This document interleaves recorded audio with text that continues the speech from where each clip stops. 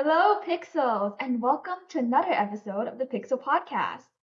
Today, we have the pleasure of talking to our wonderful Dr. Failor, who is the assistant head of school and biology instructor at OHS. So, Dr. Failor was also one of the earliest instructors to join the OHS team. So, she's been through it all, from the earliest days of OHS to the school as we know it now. So, we can't wait to hear more about your experiences. So, a big welcome to Dr. Failor.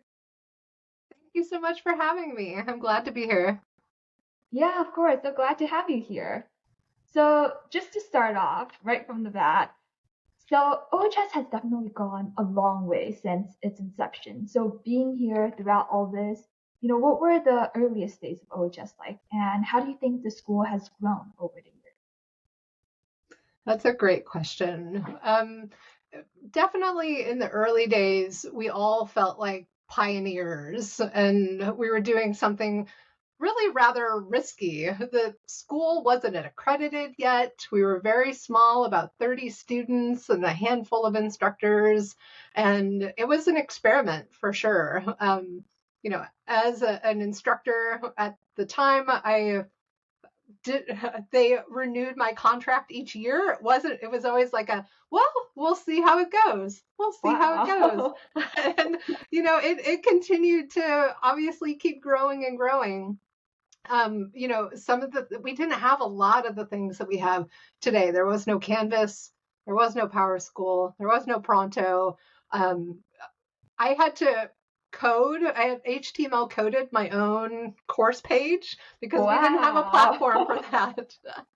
And students had to email me all their assignments. And so there was a really personal feel that we were in this adventure together, which was really exciting. That's so Obviously, cool. yeah. And obviously we've grown a lot. All the things that I mentioned that we didn't have back when we started um, are all there now. We have such a robust community and network, and there's still a lot of work that we can do in that regard. But the number of opportunities has really grown as well. We had summer at Stanford and grad weekend. We didn't really call it those things yet at that point. But those existed, but we didn't have homecoming or Pixel Festival or all the meetups, all the clubs, all those really exciting things that we have these days. And so it's really exciting to see that as the school body has grown, that there are all these new opportunities to connect and to be together. Yeah, that's amazing. It sounds like, in a lot of the early days, it was almost kind of like DIY, like you're a biology instructor, but like you ended up coding your own page, which is like super impressive. Well, right. And we were also pioneers in doing this online. So no That's one had true. really done an online biology class before. And so it was like, well, what are we going to do for labs? And so I had to That's true. figure it all out, which was really cool. Yeah, what were the earliest labs like?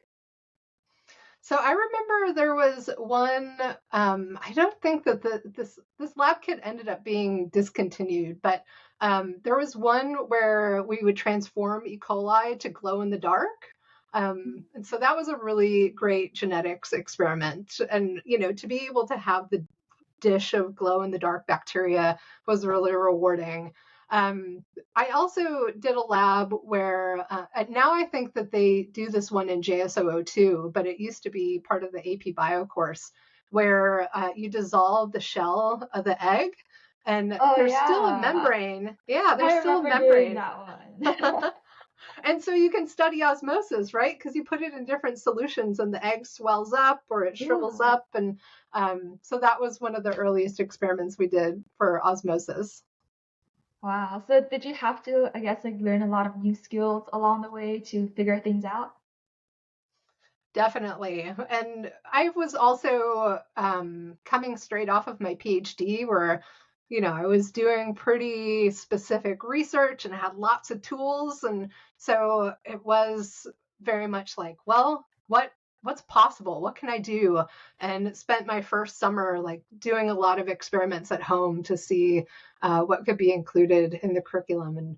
another thing about those early days is I was always just one step ahead of the students. So I was Yeah. sometimes recording lectures like, days before, not even a day before all the students would be watching it. Wow. So definitely an online school must have been a really novel idea back in what, like 2006, 2007. So what led you to decide to join the OHS, especially just like coming out from your PhD?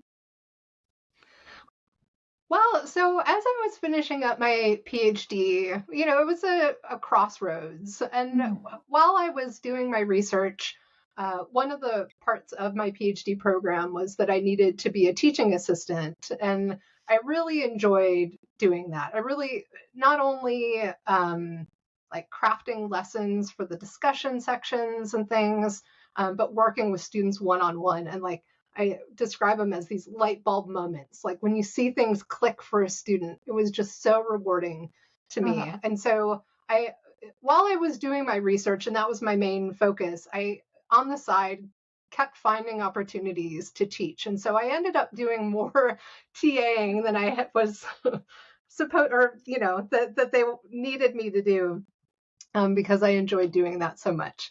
And so, at the end of my PhD at this crossroads, what do I do? I looked around for postdocs, so I was interviewing for those as well, looking for teaching positions. And this is my plug to build your network, your social Yeah. network, because I happen to know Dr. Keating through my mom, who is an artist and in Wow. Illinois. So they knew each other in Illinois. Uh, um, and my mom had come out to visit me in California where I was doing my work. And Dr. Keating was just getting started with the OHS. And so the three of us got together because my mom wanted to see Dr. Keating and struck up a conversation. And she was just getting OHS started. It was in its first year. I was at this crossroads wondering what I should do, and she explained OHS to me, and it was such an exciting opportunity. And I, you know, I have done most of my teaching with undergraduate students, but in the way that OHS, I mean, the way it is and the way we imagined it to be at the time was that it would be students who can do college level work, but have that enthusiasm and are doing lots of different things and really bright and engaged students. And so that really drew me in, something that I wanted to give it a try. And even though it was a bit of a risk too, I thought, if it doesn't work out, I can, teach other places. I'll have built some teaching skills, or I could go back and do a postdoc with research. But luckily, you know, this It worked place out has just great. grown, right? It's worked Yeah. out great, and I love it. I can't imagine being anywhere else. Amazing. Yeah. So along the way at OHS then, what were some of like the biggest, I guess like pivotal moments or like milestones in development of OHS? Because this could both be like, new platforms like you mentioned, like big structural changes, or things like new policies that you feel like were like quite important to the development of our school. So I think one of the big evolutions has been connecting outside the classroom. Um, and that is in lots of different ways, but it started out that we didn't really have a way other than like email to, students and instructors and students with each other to connect together. And so the first time I was ever reached out to by a student outside of class that wasn't via email, it was actually Google Chat. And I forget what it was called at the time, but like, I had my Gmail open and then Uh-huh. ding, and so we started chatting a little bit. That didn't last too long before the students just themselves, totally grassroots, adopted Skype. And Oh, and wow. so it wasn't any like decision that the school made. It just there was a So Skype just need like there. naturally came about. Right. Yeah, there was a need. The students, needed to connect with each other and with the rest of the school. And so Skype just obviously blew up from there. And now, unfortunately, it's a bit of a dirty word at the school.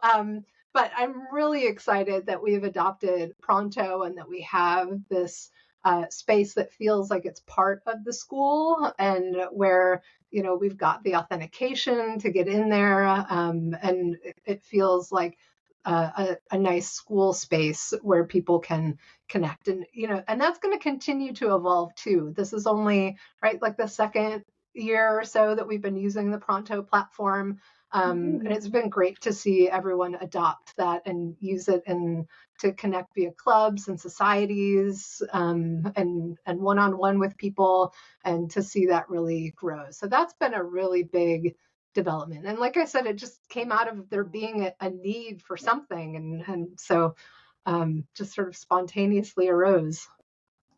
Yeah, so it seems like in the early days, it was almost as much like student driven as well as like, kind of like driven by the administration side.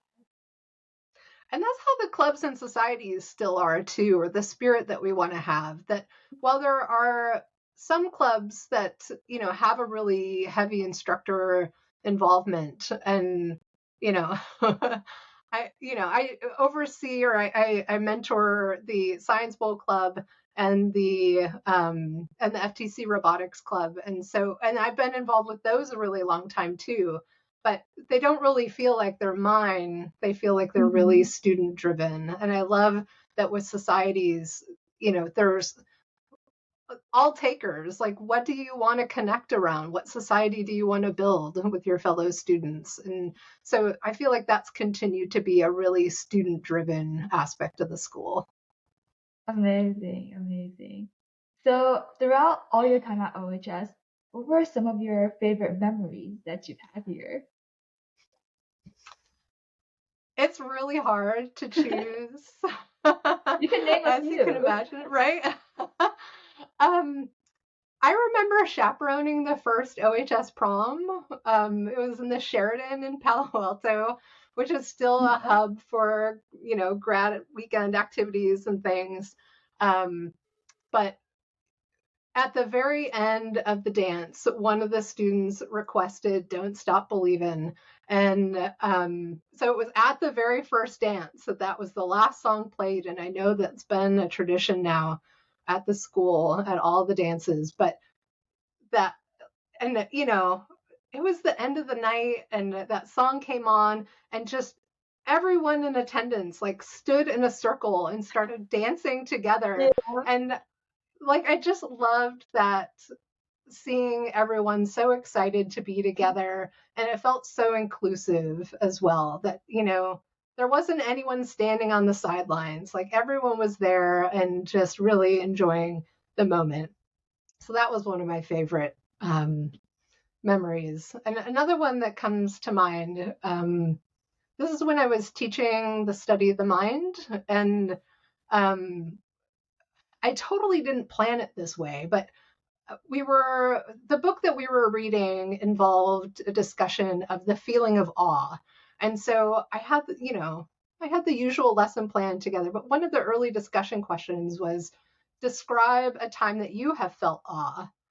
And that question like took over the whole class time. And I didn't even mind that we didn't get to the rest of the discussion, because hearing everyone talk about those moments of awe was so awe-inspiring, that connection that was forming online, even though we weren't there together, we could all like imagine these different experiences, and we got sort of the benefit of people's global travels, or just awe-inspiring moments that they've had near home. And so that was a really cool class. That was one that really stood out to me. That became a moment of awe for you. Right? Yeah, exactly. That's so cool. Were there like any other traditions at OHS that you kind of like saw it like grow from the very beginning? Well, so the adoption of the Pixel for sure is a tradition that and this is another example of being a really student driven community that we needed to have, we felt like as a school, we should have a mascot. And so we put it up to the students. What should our mascot be? And there were three sort of nominations or three suggestions. And we had a school assembly where people pitched their ideas and they had drawings and, a whole creative like idea board around these different mascots that it could be. And so the first, the students who came up with the pixel idea had a piece of graph paper and like outlined a box and then like, imagine the pixel with a chef's hat and in all these different, positions and whatnot. And so there's, this graph paper with all these pixels. I also love that it's a piece of graph paper. Like it feels kind of nerdy to me that a student just had a pile, right? Yeah. And so then put it up to a vote of the students of what should be our mascot. And obviously it was the pixel, and we love pixel, and really glad that was a tradition that stayed around for so long. Actually, another story that comes to mind, a tradition, or it was a controversy at the time. Our first student newspaper was the name of the newspaper was an exclamation point. And so the big controversy among the students was how you pronounce the name of the student newspaper. And so obviously it evolved away from there. What was that? How do you pronounce it? Well, so they landed on Bang. Oh, that's a nice one. Right? So obviously it evolved away from there. We've got lots of student publications now, but that was kind of a fun controversy at the time. That's so cool. Yeah, so one of the other things I've heard is that at OHS, like all of the administrators, like the assistant heads of school, they also make sure to continue teaching classes as instructors. So do you think that these sorts of like close interactions with the student also help inform a lot of the administrative decisions at OHS? Absolutely. Yeah. I think it's really important for the school leadership to be involved in the classroom. And, for the division heads and assistant heads of school, that means teaching a class. But even like across the rest of the staff and administration, getting involved in the wellness program or in some of the theme clubs or theme homerooms and clubs.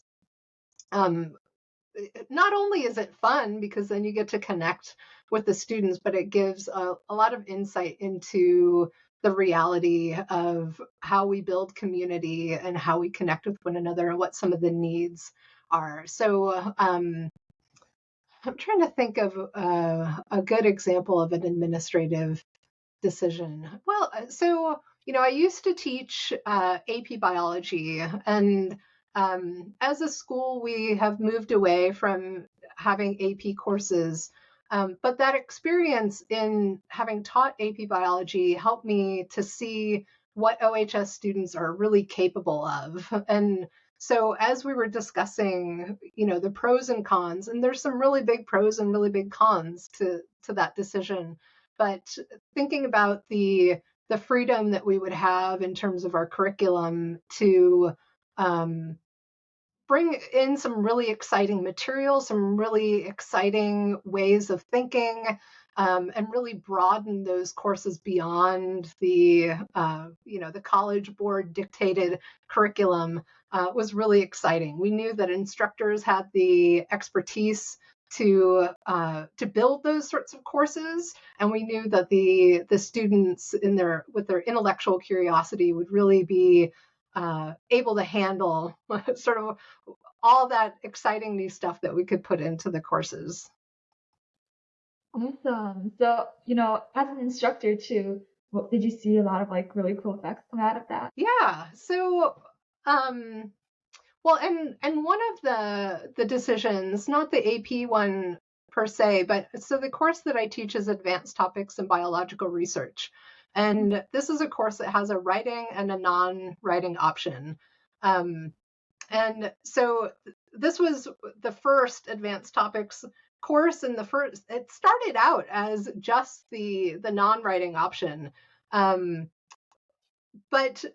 in working with students and seeing what they needed as well, developing the two options for the course and expanding that to other disciplines ended up being really important. And so in a way, I've benefited in that I teach this particular course, and I really appreciate that it has both the full credit writing option and the half credit non-writing option, because then I get to have more students in the class who maybe are juggling. All OHS students are juggling lots of things, and so the smaller workload of the non-writing option lets them be in the class and be engaged without stretching themselves too thin.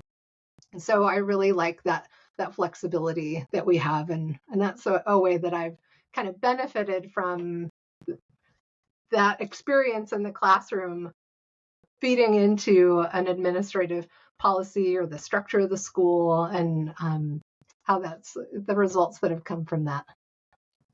Nice. Yeah, that sounds like a really nice turnout. So, are there any plans or future visions for OHS then that you're excited about going forward? Well, it's just about our 20th anniversary as a Yeah. school. So next year is our big 20th anniversary. And so I think it's going to be a year of a lot of reminiscing and celebrating and looking forward to, the next 20 years. And, so we've seen the school go through obviously a really big phase of growth and development, sort of a startup phase. And now we're looking at how do we sustain ourselves moving forward. And along with that, we're now at a point where we've got a good size alumni community. And so I'm really excited to think about how do we reconnect with some of our alumni, and how do we build that community so it isn't just the time when students are here, but that we tap into that community beyond. And some of our alumni have absolutely stayed a tight knit group of students, and or right, they're not even students anymore. They're like past their undergraduate and graduate Wow. school years, but still have that strong network with each other. And so how do we make sure that the whole community is connected together? So I'm really excited for that.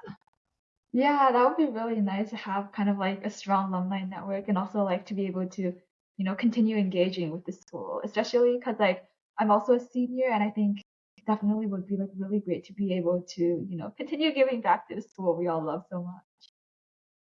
I know there's been more than one alumni who's like, maybe I'll be a teacher at OHS someday, which Yeah. would be really fun to connect with alumni in that way. And then I think about the benefits that our current students would have too. Of I know that some people already connect with alumni who are at different colleges, so they can get like the real scoop on what it's like to be at that college. But even beyond that too, thinking about professional school, grad school, thinking about careers, and can we build some mentorship opportunities and things like that too. Wow, amazing. And finally, just to end off, as for the tradition of the Pixel podcast, our last question is, do you have any general advice or any words you'd like to leave to any OHS students listening to this podcast? What a great opportunity for me to to give advice to everyone. Um, I've got a couple of things that come to mind. And, I mentioned earlier that OHS students juggle a lot, and you all are such hardworking and determined and enthusiastic students, and I love that. And I would encourage everyone to not lose their curiosity and sense of adventure. That we, I know that current students won't remember back to 2007 when it felt like such an adventure, but to maintain that spirit and to go easy on yourself sometimes. Give yourself a little break and relax, and don't worry about pushing yourself too hard. You all are such talented people, and I know that you've got great things ahead of you. And I think part of that too is watching out for each other, and reaching out, making sure it's really hard at an online school. As much as I've talked about community and connections and the fact that it can happen here, it has to happen intentionally too. And so I think, really being mindful of the community and connecting with one another is important. Sometimes it's not easy to do, but really encourage everyone to take advantage of the really special community that we have here. That's really great advice. Yeah, so it was so great hearing about all the stories, about OHS growing from its very beginnings to how we know it as the school it is today. And it's also really inspiring to hear how much OHS really was student driven, how much of an adventure, how much of a trailblazer it was in the early days. And definitely important to remember to carry on that spirit, and keeping our curiosity and our initiative because really the school is like kind of built on our curiosity and initiative. Exactly. Awesome. Well, thank you so much for doing this with me, Dr. Failor. I'm really excited for this episode to go out and have a lovely weekend, a lovely spring break, and we'll maybe see you again someday in this episode. Sounds good. Thank you so much for having me, Hanjar. Yeah, thank you so much. See you in the next one. Hi.